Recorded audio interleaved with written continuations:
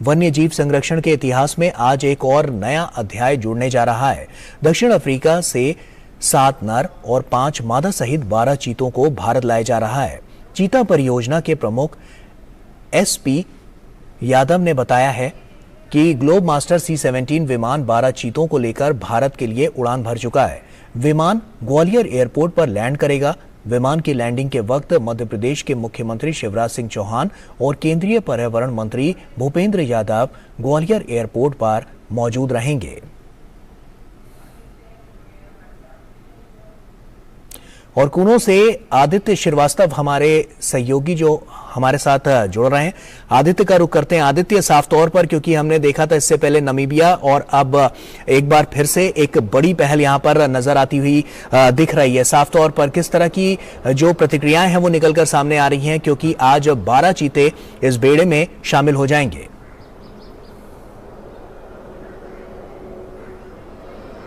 देखिए, आज ऐतिहासिक दिन है। देखा जाए तो एक नया अध्याय जुड़ने वाला है। वाइल्ड लाइफ की अगर बात की जाए तो उस क्षेत्र में भारत के लिहाज से अगर देखें तो 8 चीतों को प्रधानमंत्री ने पिछले साल अपने जन्मदिन के मौके पर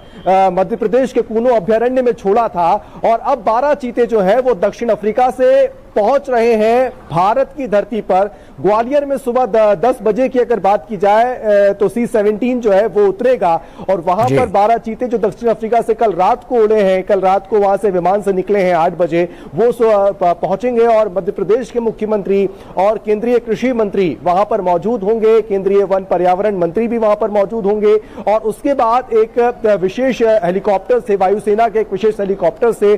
उन तमाम चीतों को जो है कूनो अभ्यारण्य लाया जाएगा और यहां पर फिर उनको उसी प्रक्रिया के तहत अपनाते हुए, जिन प्रक्रियाओं के तहत शुरुआत में जब 8 चीते प्रधानमंत्री ने छोड़े थे, उन्हीं प्रक्रियाओं को अपनाते हुए यहां पर उन 12 चीतों को छोटे बाड़े जो बनाए गए हैं वहां पर पहले छोड़ा जाएगा और करीब 1 महीना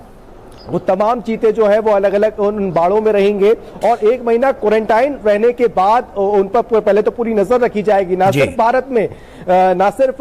जो पर्यावरण मंत्रालय है वो वाइल्ड लाइफ के जो ऑफिसर्स हैं वो जो विशेषज्ञ उनके साथ आए वो, बल्कि दक्षिण अफ्रीका से भी उन पर एक कॉलर ID जो है, रेडियो कॉलर जो है वो लगा हुआ है उनके गले में और उसके जरिए उन पर नजर रखी जाएगी किस तरीके से वो रिएक्ट कर रहे हैं, किस तरीके से जलवायु को वो स्वीकार कर पा रहे हैं। तो कुल मिलाकर देखा जाए गौरव, आज एक बड़ा दिन है और पूरी तैयारियां कूनो प्रबंधन ने की हुई हैं नए मेहमानों के स्वागत के लिए, क्योंकि ये वो मेहमान है जिनका इंतजार बहुत सालों से चल रहा था। हमने देखा कि जब 8 चीते भारत में आए, जब प्रधानमंत्री ने कूनो अभ्यारण्य में उनको छोड़ा तो एक लंबे समय से 70 साल से ज्यादा का वो वक्त था जब भारत में चीते खत्म हो चुके थे और वो भारत पहुंचे थे और अब उनकी संख्या और बढ़ रही है, उनका कुनबा और बढ़ रहा है और एक समझौता जो भारत सरकार और दक्षिण अफ्रीका सरकार के बीच में हुआ है, ये समझौता ये भी बताता है कि आने वाले दिनों में हर साल जो है कुछ और चीतों की संख्या दक्षिण अफ्रीका से भी और चीते और आएंगे आने वाले दिनों में और वो संख्या भारत में और बढ़ती हुई दिखाई देगी। गौरव, बिल्कुल। सुरक्षा के मापदंडों को अगर हम देखें तो चीतों के लिए किन किन बातों को खासतौर पर फोकस में रखा गया है और किन किन बातों का ध्यान रखा गया है सुरक्षा के लिहाज से अगर हम बात करें तो?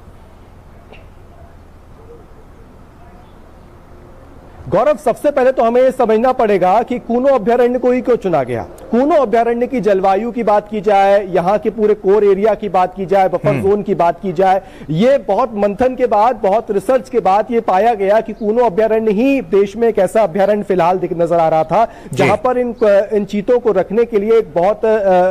स्वाभाविक और एक अच्छा माहौल हो सकता है। लिहाजा पहले तो वो तय हुआ और उसके बाद शुरुआती दौर में देखा जाए तो छोटे बाड़ों में इनको छोड़ा जाएगा, लेकिन उसके बाद बफर जोन में जब वो बड़े बाड़ों की तरफ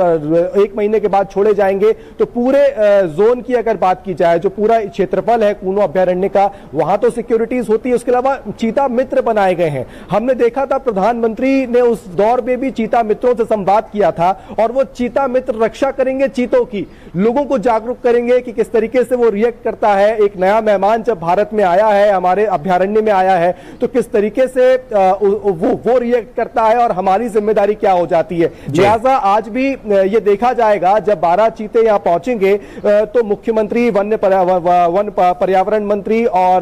कृषि मंत्री जब यहाँ पर होंगे तो वो भी उन तमाम चीता मित्रों से संवाद करेंगे। उन तमाम चीता मित्रों को भी बुलाया गया है जो पिछले कुछ महीनों से, जो 8 चीते पहले से यहाँ पर थे, उनकी रक्षा में वो लगे हुए थे। तमाम पूरे अभ्यारण्य के चारों तरफ में कहीं ना कहीं उनको अलग अलग भूमिकाएं दी गई थी, अलग अलग जिम्मेदारियां उनको दी गई थी, तो वो अपना ही रहे थे। यानी कि अगर देखा जाए तो वन प्रशासन तो अपनी जिम्मेदारी निभा ही रहा था, लेकिन समाज को भी इससे जोड़ा गया,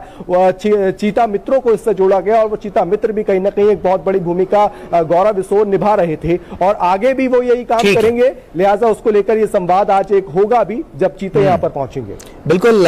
आदित्य, आप नजर बनाकर रखिए, हम आगे भी आपसे इस पर अपडेट लेते रहेंगे। बहरहाल आपका बहुत बहुत शुक्रिया तमाम